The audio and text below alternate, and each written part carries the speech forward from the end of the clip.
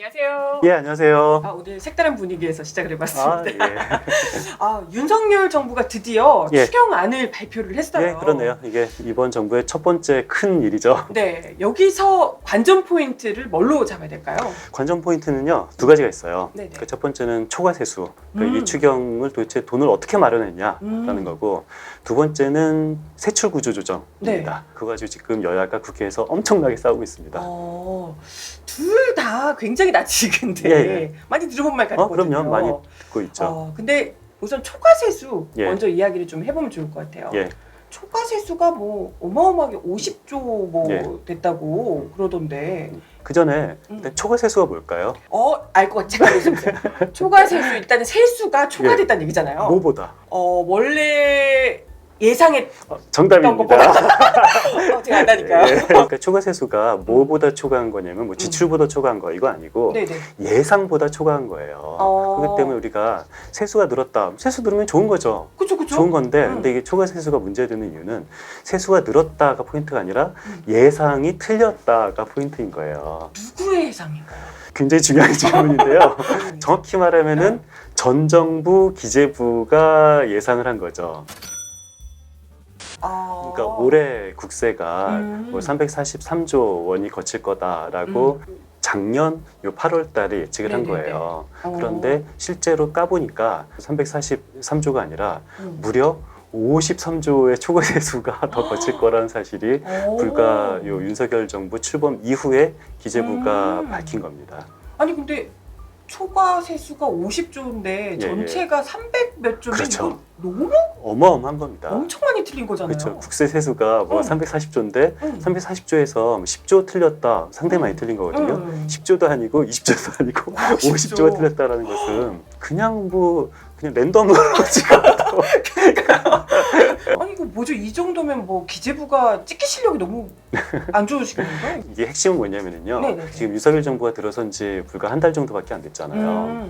근데 올해 2월 달에 네네. 그 전 정부가 추경을 했어요. 올해 1차 추경을 했어요. 근데 올해 2월이면은 뭐 어떤 시즌이죠?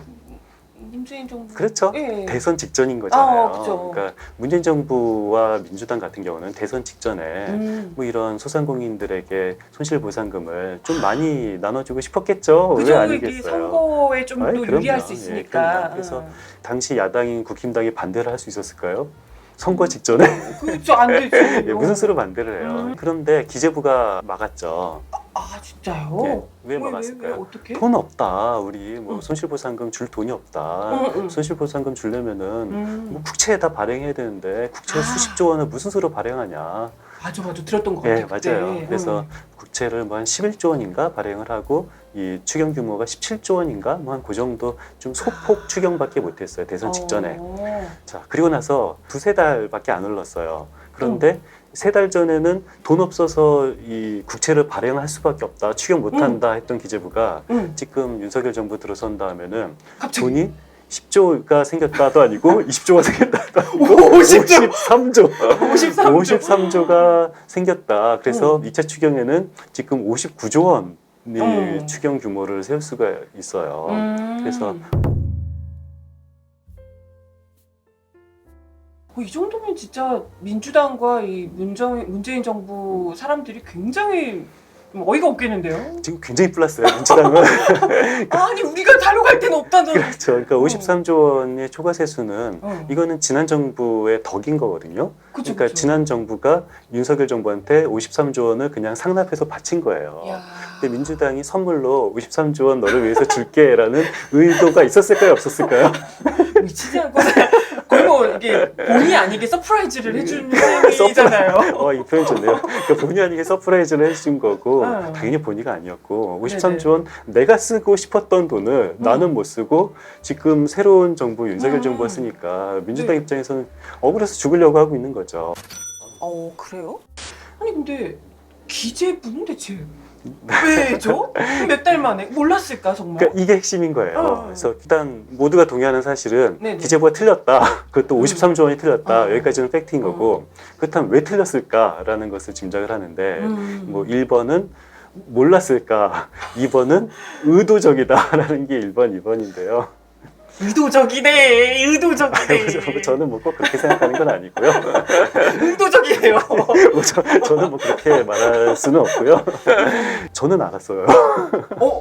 뭐 53조 원까지는 몰라도 네네네. 굉장히 큰 폭의 초과 세수가 생길 거란 사실을 올해 1월 달에 제가 뭐 보고서도 쓰고 그랬거든요. 아 진짜요? 예, 모를 수가 없어요. 그러니까 제가 잘나서 안 게 아니라 모를 수가 없어요. 왜 모를 수가 없냐면은 그 작년에 국세 수입이 344조가 거쳤거든요. 그런데 올해 본 예산 국세 수입 예상액이 네. 343조를 거칠 거다라고 예상한 거예요. 오, 작년 국세 수입보다 오히려 적게? 1조 원 정도 네. 적게 예측을 했는데 이게 말이 안 되는 게 음. 작년 우리나라 경상 성장률이 6% 넘거든요. 아. 근데 올해 경상 성장률도 음. 한 6%가 넘을 거라고 짐작이 돼요. 음. 굉장히 엄청나게 높은 성장률이죠. 근데 작년에 많은 법인이 돈을 벌고 작년에 많은 개인이 돈을 벌었다라는 얘기인데 작년에 번 돈을 세금을 언제 내요? 내년에. 올해 아, 내는 올해, 거예요. 그렇죠? 올해. 네. 작년에 번 돈이니까 올해 내고 어. 작년 경상 성장률은 이미 나온 거고 그렇기 때문에 올해 세수가 늘어날 것은 작년보다 올해 세수가 늘어날 것은 이걸 짐작을 못할 수가 있을까요? 뭐 50몇 조까지는 아니어도 그것까지 이것보다는 몰라도 더 훨씬 많이 벌 왔을 거다. 거라고 예상할 수가 있는데 그런데 뭐 기재부는 몰랐죠.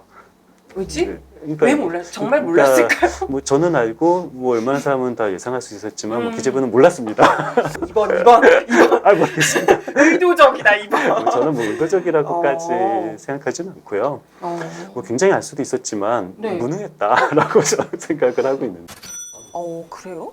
아니 그럴 것 같으면 그때 예. 2월에 해줬어도 되는 걸 왜 지금 와서? 그러니까 제가 뭐 의도적이라고 구태여 생각하지 않는 이유는 그것을 도저히 합리적으로 생각할 수가 없기 때문이에요. 그러니까 2월에는 네네.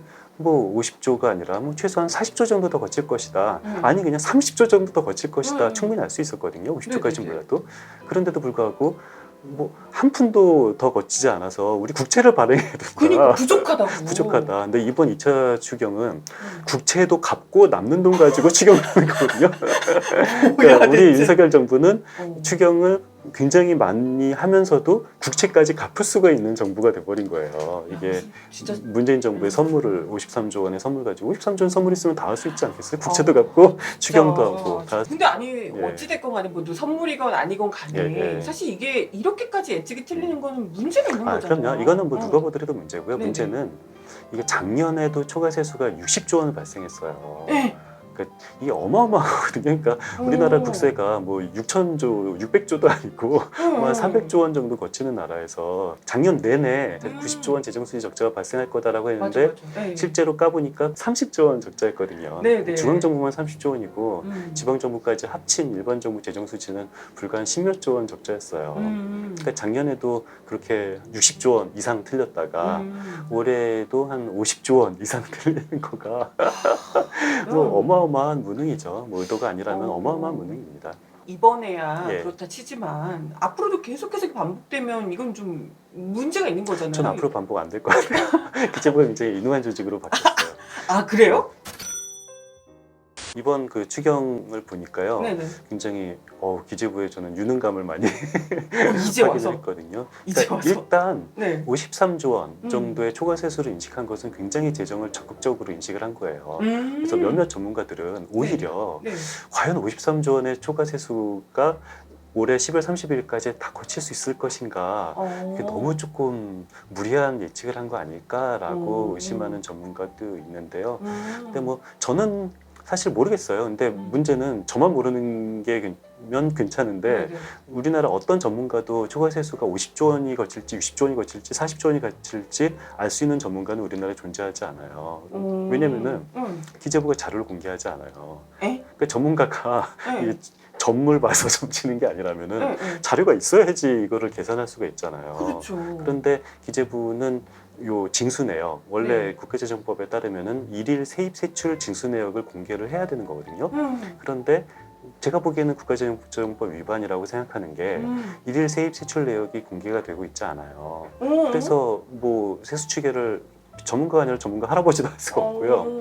그리고 기재부가 일일 세입 세출을 공개를 하고 네네. 이거를 가지고 내가 이렇게 시뮬레이션 했더니 53조 원이 더 거칠 거다라고 말하면 전문가들은 기재부가 한 시뮬레이션을 보고 서로 전문가끼리 아니 60조 원이 거칠 거야, 40조 원이 거칠 거야 이렇게 싸우면서 발전하는 거잖아요. 그런데 전문가는 싸울 수가 없어요. 왜냐하면 시뮬레이션 자체도 공개하지 않습니다.